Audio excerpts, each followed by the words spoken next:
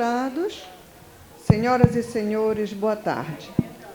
Dando seguimento à 4ª jornada de execução trabalhista do Tribunal Regional do Trabalho da 8ª Região, realizada por meio da Escola Judicial do TRT da 8ª Região, apresentamos o juiz Flávio Bretas Soares Júnior, que falará sobre juízo de apoio à execução, boas práticas de execução.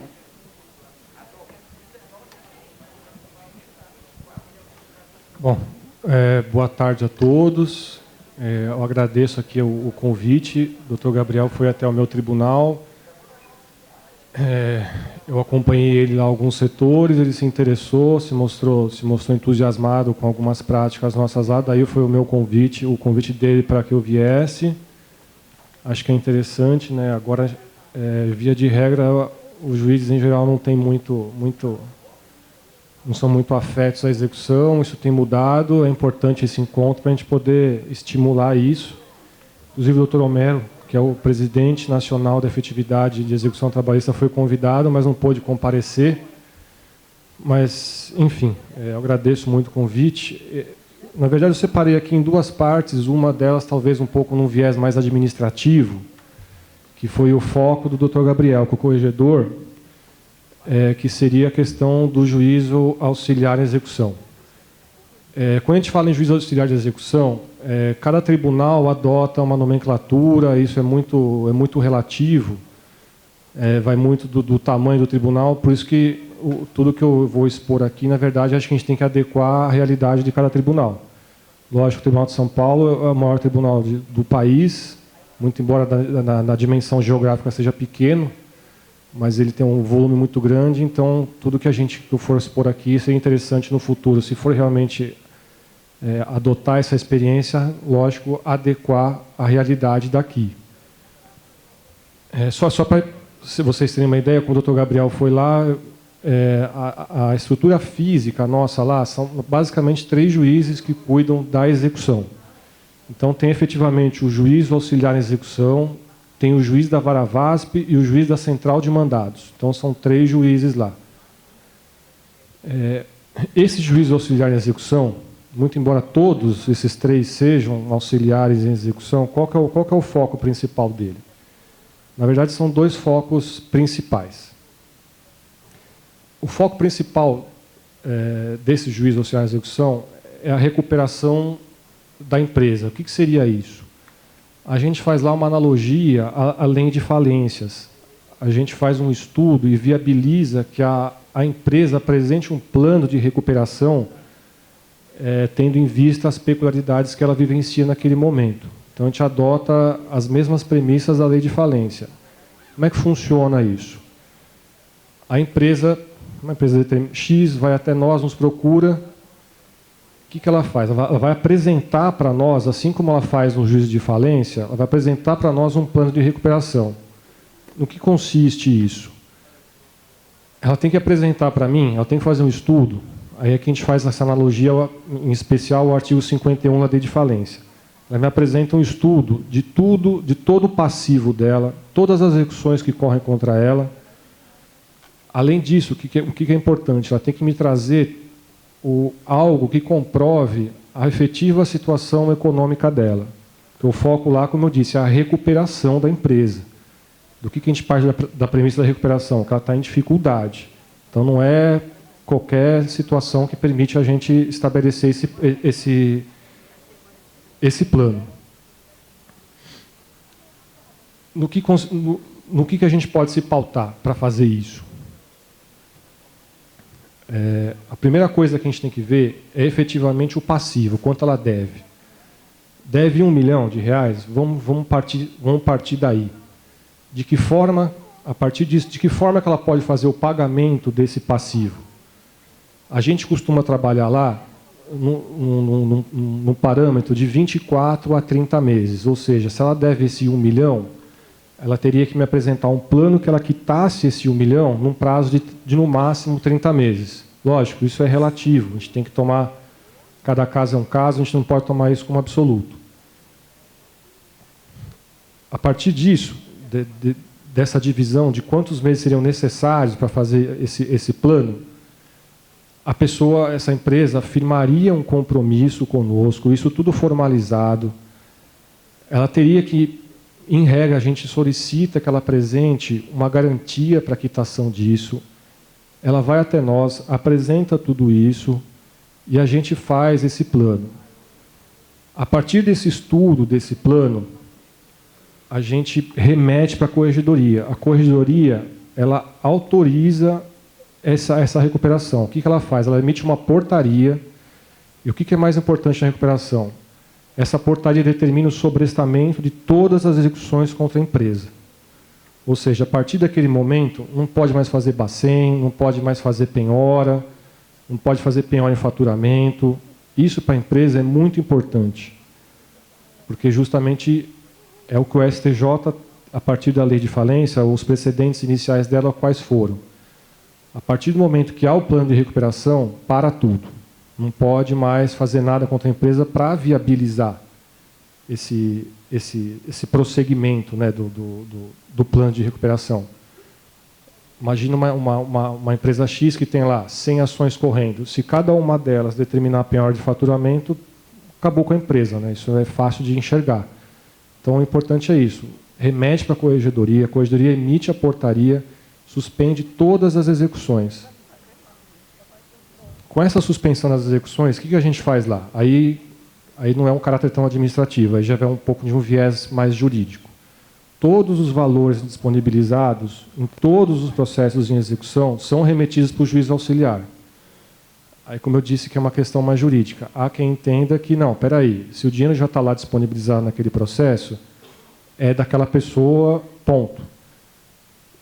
Aí ficaria, de repente, a experiência de vocês, de que forma queria fazer. Lá a gente interpreta do seguinte sentido, assim como aplicando o mesmo raciocínio que a falência costuma fazer e que o STF tem entendido. Está num plano de recuperação, vamos reunir tudo. Então, a gente teve casos lá que, inclusive, deu confusão, que estava para ser expedido um alvará para uma pessoa X, e, nesse meio tempo, saiu a portaria. Paciência, a gente pegou aquele dinheiro que ia ser distribuído para essa pessoa e remeteu para o juiz auxiliar, para reunir e distribuir entre todo mundo. É justo? Não sei, é uma questão realmente jurídica, mas eu acho que o STF, o STJ têm entendido nesse sentido que a gente tem que efetivamente prestigiar a coletividade. Esse advogado transtornou lá a gente, brigou, chiou, esperneou, enfim, a gente pegou, inclusive depósito recursal, a gente solicita todas as varas que remetam todos os valores, inclusive depósito recursal. Mais uma vez, tem essa questão jurídica. É garantia de execução ou agregou o patrimônio da pessoa? Lá é da mesma forma, a gente entende que não agregou o patrimônio, ela está garantindo uma execução, mas não daquela pessoa. Ela está garantindo a execução, nesse momento, a partir de agora, da coletividade, de todos aqueles que estão participando daquele, a gente chama de PP, né, que é pedido de providência, que é o que a corregedora emite a portaria. Mas a gente acolhe todo pedido de recuperação? Não. Isso que é muito importante, e a gente não pode dar ensejo de que as pessoas se aproveitem dessa sistemática que a gente adota, tão somente para o que a gente costuma falar lá, para parcelar a execução. Nossa finalidade não é essa, nossa finalidade lá é recuperação. Se quiser parcelar, procure a pessoa no processo X, procure lá o advogado, enfim, faça o parcelamento. Ok. A nossa finalidade lá não é essa, é efetivamente permitir que a empresa se recupere. Então, no futuro, em se adotando essa prática, seria muito interessante adotar alguns parâmetros iniciais para se permitir que isso seja levado à frente. Às vezes a gente recebe lá pedido de recuperação que não há nenhuma comprovação de que a empresa está passando por efetiva dificuldade. Às vezes a pessoa quer fazer o plano de recuperação com muitas ações ainda em fase de conhecimento, e não é essa a finalidade. A gente está partindo da premissa de que há efetivamente execução, e execução gravosa que pode interferir na continuidade da empresa. Acho que é esse o foco principal, adotando a mesma premissa do STJ, né, de que o deferimento da recuperação, a finalidade maior qual é? Preservar a unidade produtiva, preservar a produção de riqueza, preservar os empregos, né? Acho que a gente também tem que pensar um pouco nisso. Então, como é que a gente verifica isso? A pessoa tem que apresentar essa documentação. Como eu falei, aquela analogia ao artigo 51 da Lei de Falência. Apresentando, é muito difícil. A gente, principalmente a gente que é juiz, dificilmente tem familiaridade com números. Às vezes a pessoa apresenta lá uma documentação contábil, às vezes, de repente, é um pouco fácil enxergar, às vezes não é. Numa dúvida, acho que caberia aí também estabelecer, por exemplo, contratar um perito, fazer lá uma perícia, para que ele apresente isso para nós. Olha, realmente a empresa está ruim ou não está tão ruim, dá para seguir, o faturamento está tranquilo. Então, aí é o caso a caso, é um pouco da sensibilidade nossa, né, do dia a dia que a gente tem que ter, faz parte, acho que, da nossa atividade jurisdicional, não só a questão jurídica, a gente tem que ter um pouco de sensibilidade, acho que para tudo, né? Seja para fazer um acordo em mesa de audiência, seja para analisar aqui um pedido desse. Então, acho que isso é muito importante. No futuro, eu acho que a experiência nossa tem sido boa e que isso sirva como parâmetro para ser adotado. Agora, partindo do pressuposto agora que foi deferido esse pedido de providência, o que a gente vai fazer? A gente, como eu disse, a pessoa vai disponibilizar um valor mensal para a gente, em que nós, os juízes auxiliares em execução, vai administrar esse fundo, vamos dizer assim. Seja o pagamento mensal, seja aquilo que eu falei anteriormente, de agregar tudo que já está disponível nos outros processos. A partir dessa administração que a gente faz, o que a gente vai fazendo? A gente vai designando audiências de conciliação. Então, vamos supor, a gente tem hoje em caixa lá R$200 mil. A gente vai analisando os processos em que seria viável fazer essa conciliação e a gente vai pautando a audiência de conciliação. Mas de que forma que é feita essa conciliação? Se a gente fala em conciliação, é presumível que a gente não está quitando integralmente. Conciliação, a gente está adotando alguma forma de flexibilizar alguma coisa. Isso a gente já costuma fazer logo na primeira tratativa com a pessoa, porque esse plano que a pessoa apresenta, ela não vem lá com papel, pronto, olha, está aqui meu plano e vamos ver. A gente discute, a gente senta, as pessoas, como é comum em mês de audiência, às vezes a gente vê empresa que chora, não, mas o faturamento caiu, e a situação está difícil, a crise econômica, tudo isso. Então, mas nessas primeiras tratativas, a gente já discute qual vai ser o patamar que a gente vai trabalhar essa conciliação. Como assim? A gente costuma trabalhar lá, geralmente, com um deságio de 20% a 30%. Isso é um patamar que a gente costuma trabalhar. Eu acho que a gente nunca pode colocar isso no papel. Isso já tive uma conversa com a corregedora do meu tribunal. Ela pensou nesse pedido de providências estabelecer esse patamar. Eu falei, a gente não pode. Por quê? Senão a gente institucionaliza o deságio. A gente tem toda a questão aqui da conciliação, né? O TST sempre promove essas campanhas. Acho que o juiz do trabalho tem que ser muito afeto à conciliação, mas a gente não pode simplesmente, numa fase de execução, um trânsito em julgado ali, institucionalizar um deságio. Acho que isso também a gente não pode expor de forma tão agressiva. Mas a gente costuma trabalhar com isso, de 20% a 30% de deságio. Agora, o importante é, com essa determinada empresa, manter um mesmo patamar. Por quê?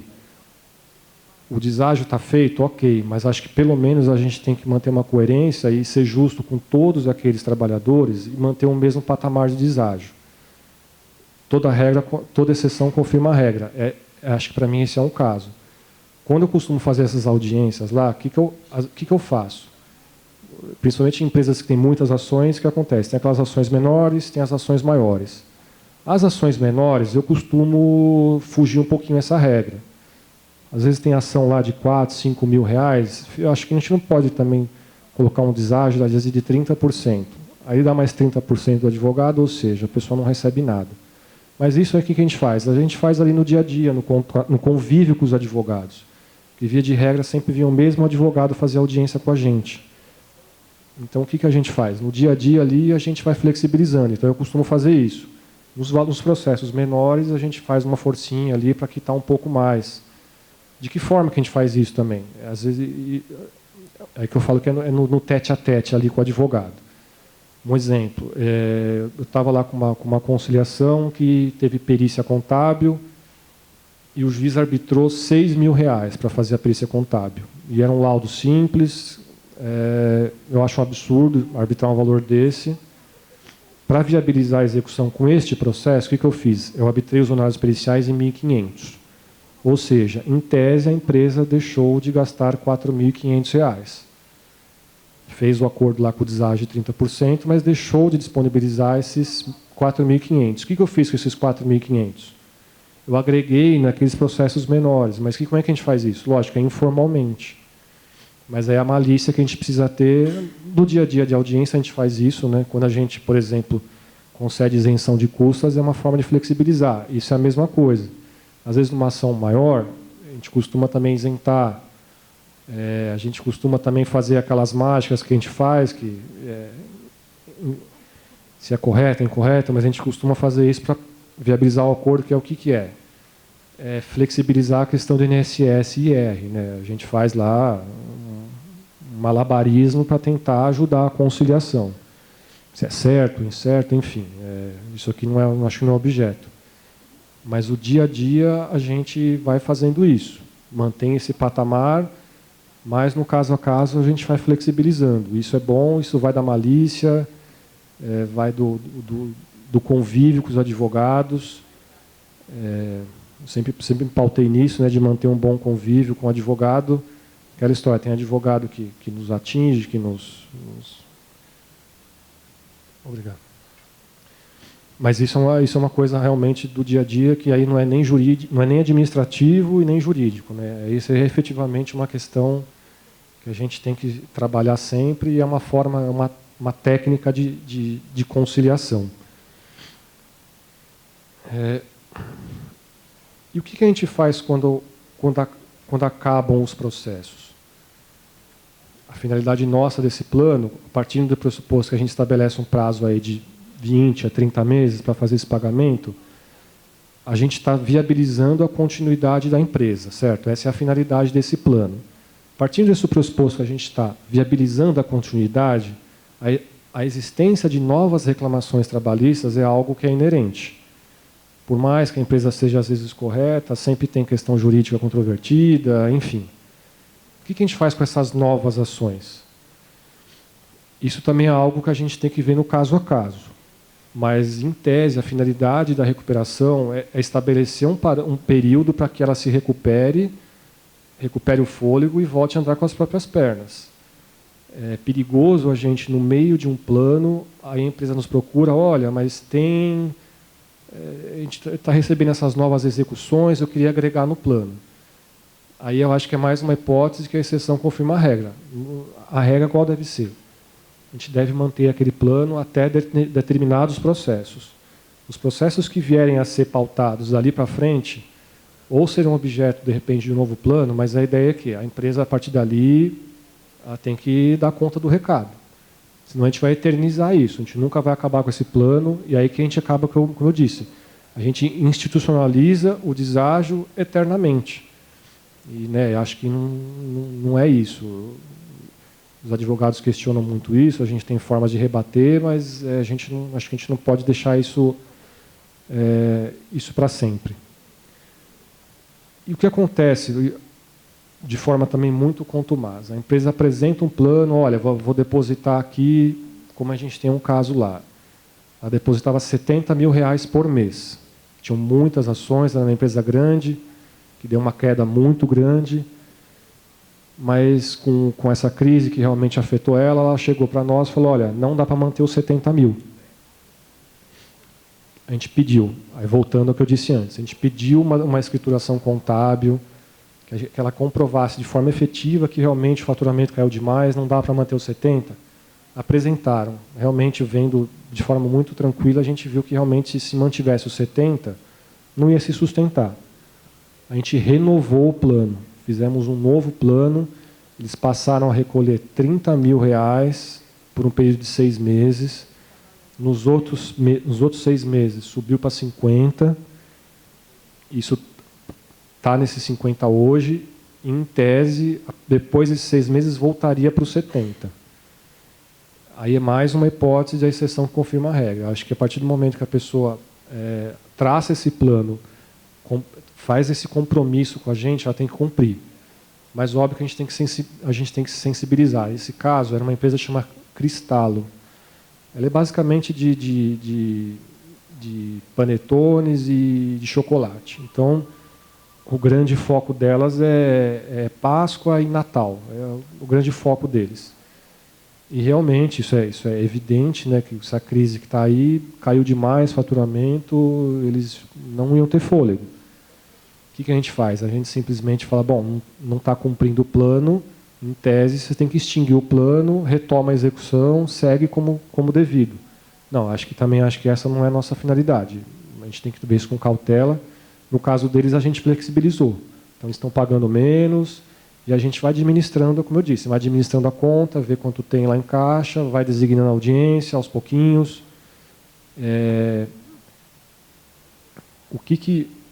Além desse deságio, mas algo que ajuda muito na conciliação, qual é? É justamente o fato de a gente administrar o plano. Quando as pessoas vão lá fazendo audiência, lógico, quando as pessoas que eu digo o trabalhador, isso é natural, porque é contumaz também, as pessoas têm muito medo que a empresa não cumpra o acordo. Na verdade, aí não é a empresa que está cumprindo o acordo. Quem vai pagar é o juízo. Então, por exemplo, a gente nem estipula multa por inadimplemento, porque não existe essa hipótese. O dinheiro vai ser expedido pela própria secretaria. Então, a gente faz o acordo, expede o alvará, então não tem parcelamento, não tem nada disso. Fez o acordo lá, vamos supor, é 10 mil, fez por 8, expede o alvará, está aqui, acabou.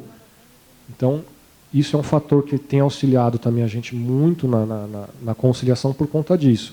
Esse medo que as pessoas têm de fazer acordo no dia a dia, quando fala, poxa, mas eu vou diminuir tanto o meu crédito, não sei nem se eu vou receber. Lá não, lá é o contrário. Ele tem certeza que ele vai receber, porque a gente só faz audiência com o dinheiro em caixa. Aí, já me perguntaram, tudo bem, mas vamos supor, você está fazendo essas audiências, a pessoa não aceita o acordo. Ela fala, não, eu quero o meu 100% e não abro mão. Ok, o que a gente faz? A gente, de forma informal, que a gente coloca esse processo no fim da fila. Vamos fazendo os outros, e esses processos que não aceitam vai para o fim da fila. Ao final do plano, a gente vê quanto que tem em caixa, se é que, de repente, vai conseguir pagar esse 100%. É um risco? É. Seria talvez injusto com as outras pessoas que fizeram por 80% e, de repente, tem caixa para pagar 100% para ele? É um risco que a gente tem que correr. Assim como é um risco que a gente corre muito grande, qual é? O plano está ok, a pessoa fez lá um plano de 30 meses, está pagando bonitinho, a gente está pautando as audiências, pagamos metade dos trabalhadores com esse dinheiro mensal da empresa. De repente a empresa fala, olha, realmente não dá mais, fechei a porta, encerrei as atividades. E aí? A gente pagou só metade, e a outra metade, como fica? Realmente, vai ter que partir para uma execução definitiva mesmo. Se é que vai dar fruto, ninguém sabe. Mas também é um risco que a gente, infelizmente, também corre. Que a gente nada mais é do que concentrar todas as execuções lá. Nada impede que todos os juízos lá façam audiências de conciliação, como tem várias que fazem, né, de forma autônoma, e que isso, num dado momento, deixe de ser feito e alguém não vai receber. Infelizmente, é um risco que a gente corre. Mas, por outro lado, o que a gente tem percebido é que as pessoas... É aquela história que todo mundo chora demais. Isso é natural do ser humano, né? Principalmente quem está lá na condição de devedor, sempre resmunga, sempre reclama, chora da vida, enfim. Mas muitas das vezes em que as pessoas nos procuram, falando, olha, não dá para pagar mais isso, ou precisamos aumentar isso aí, Aí que eu volto à sensibilidade nossa. Quando a gente vê que isso não procede, o que a gente faz? Tudo bem, doutor, não dá para pagar? Vamos extinguir o plano. A gente fala PP, né, que é o pedido de providências. Vamos extinguir o plano. Via de regra, a pessoa volta atrás. Isso também é uma experiência que eu posso, comprovadamente, eu compartilho, que via de regra a pessoa volta atrás. Por quê? Como eu disse, esse PP que suspende todas as execuções, para a empresa é algo fantástico, porque sabe que não vai ter problema. Não vai ter bacen, não vai ter penhora, não vai ter oficial de justiça lá pegando carro, caminhão, máquina. Então, essa experiência é boa. Sabe, você vê que a empresa está de malandragem, doutor, vou extinguir o PP. Via de regra, dá resultado. Assim como eu tive um caso de uma pessoa, é um músico famoso, mas ele tinha uma empresa que, enfim, mandou todo mundo embora. Eu tenho certeza que ele ainda é um músico atuante, famoso, ganha muito dinheiro. Mas é aquela história, né? A gente não sabe onde está o dinheiro, ele tem lá o plano. Então, nesse plano inicial, o que a gente pactuou? Que a gente ia trabalhar com uma margem de 70%, né? Um deságio de 30%. Ele começou a pagar, bonitinho, começamos a pautar a audiência. Na primeira audiência, no primeiro dia, primeira audiência, o advogado senta. Eu falei, e aí, doutor, como é que está a tratativa aí? A gente vai aqui propor 50% do crédito. Eu falei, doutor, não foi isso que a gente combinou lá atrás. A gente combinou de 70% de um patamar mínimo para cima, dependendo da situação. Vai manter esse percentual? Era acho que um advogado novinho, que o escritório mandou lá, enfim. Falei, vai manter? Porque se for manter, eu já vou retirar todos os processos de pauta, já vou despachar para extinguir o PP, que é o pedido de providência, né? Espera um pouquinho, doutor, excelência, se dirigindo a mim. Foi lá, deu um telefonema, não, doutor, 70%. Eu falei, então a gente vai trabalhar com isso agora? Ele falou, Eu falei, então tá bom. Então, como eu disse, né, ameaçou extinguir, o negócio anda. Via de regra, lógico, tem empresa que realmente às vezes não consegue ter fôlego, mas via de regra o negócio anda.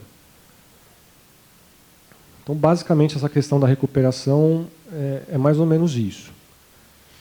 Como a gente está em pouca gente aqui, até eu queria dar liberdade de fazer algo mais participativo, porque às vezes, como é algo não é tão jurídico, como eu disse, né, como é uma questão um pouco também administrativa, que foge ao nosso dia a dia, quiserem perguntar qualquer coisa, a gente vai respondendo ao longo da discussão, né, acho que facilita.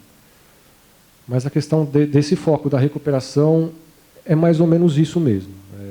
São esses os parâmetros que a gente adota lá. Agora, um outro foco do juiz auxiliar, qual é?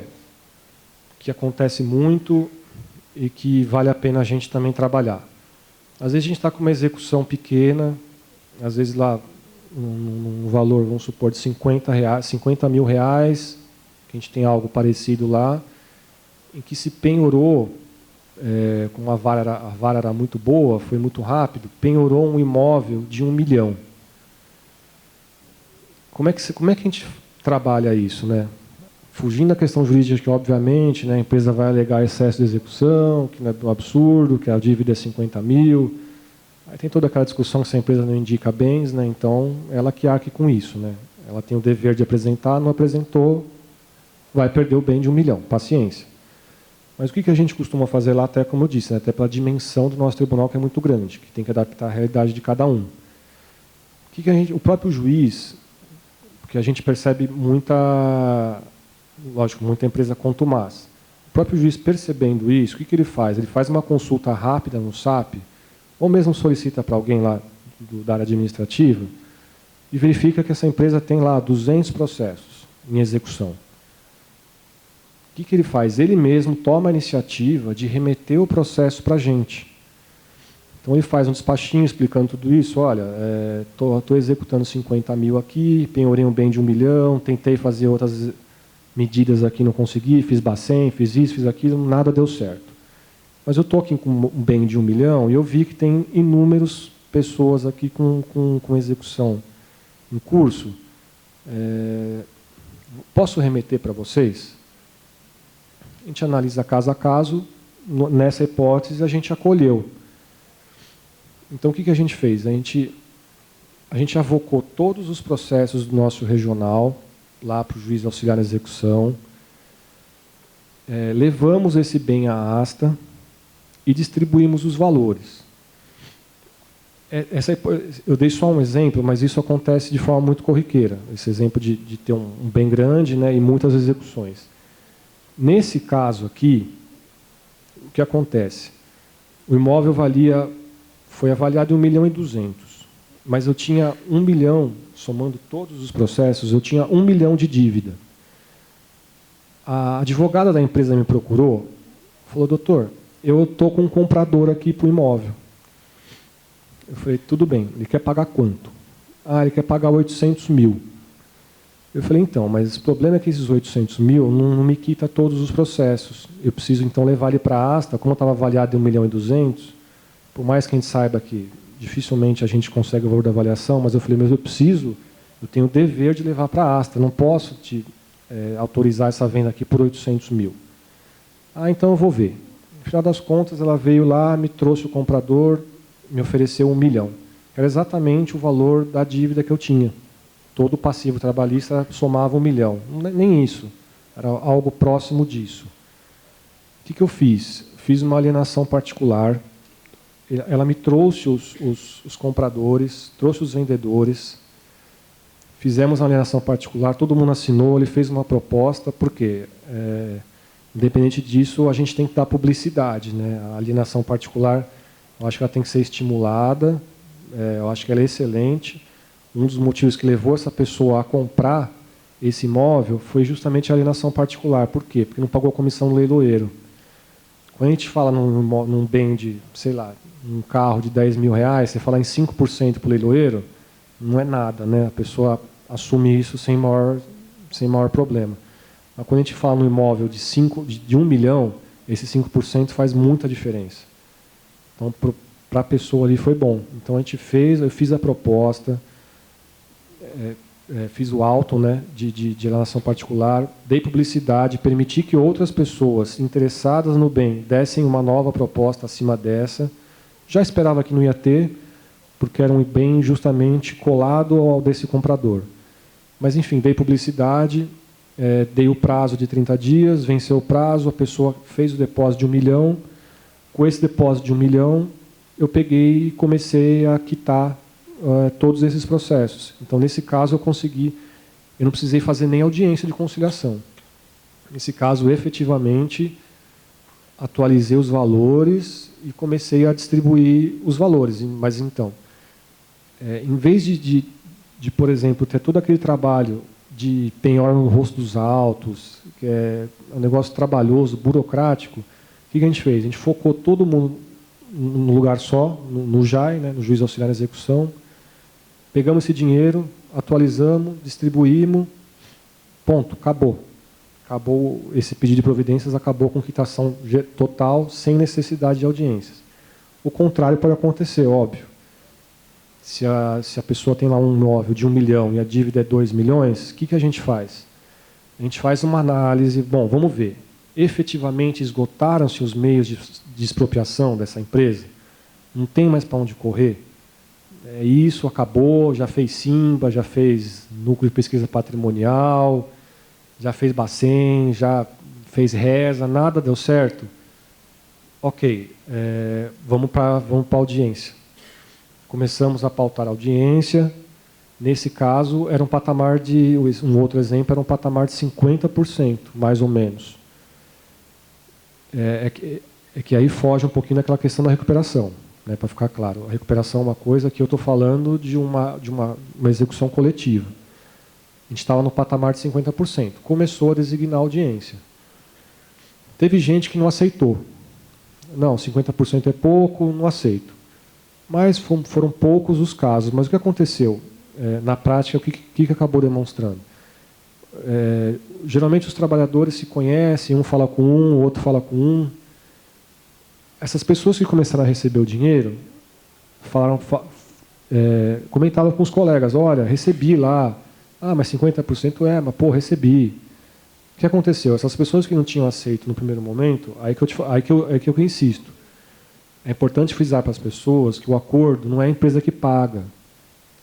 Os trabalhadores ficam receosos com isso, porque falam, poxa, eu vou aceitar aqui 50%, eu não sei nem se eu vou receber. Não, vai, está aqui o dinheiro. E às vezes não ficou claro para as pessoas. A gente tem insistido muito nisso agora. Por isso que tudo é experiência de vida, né? Então a gente sempre, quando a gente vê que o acordo está um pouquinho difícil, não que a gente force acordo, não é longe disso, mas como eu disse, né, a conciliação é algo inerente, é preciso pela própria instituição. Mas com a notícia do recebimento dos valores, as pessoas que antes tinham recusado passaram a aceitar.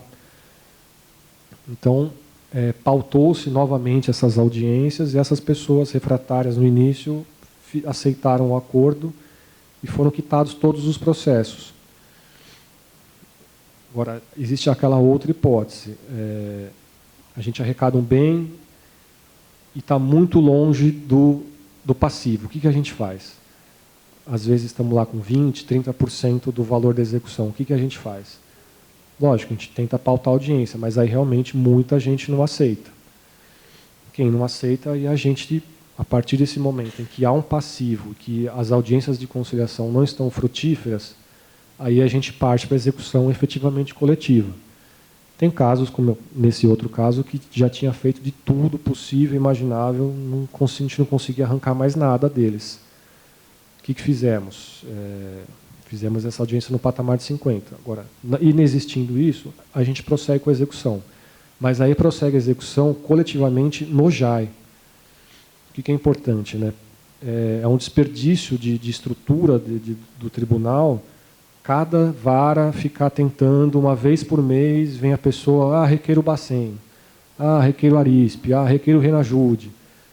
E você, juiz, você não pode simplesmente falar, não, já tentamos demais aqui, cansei, não vou fazer.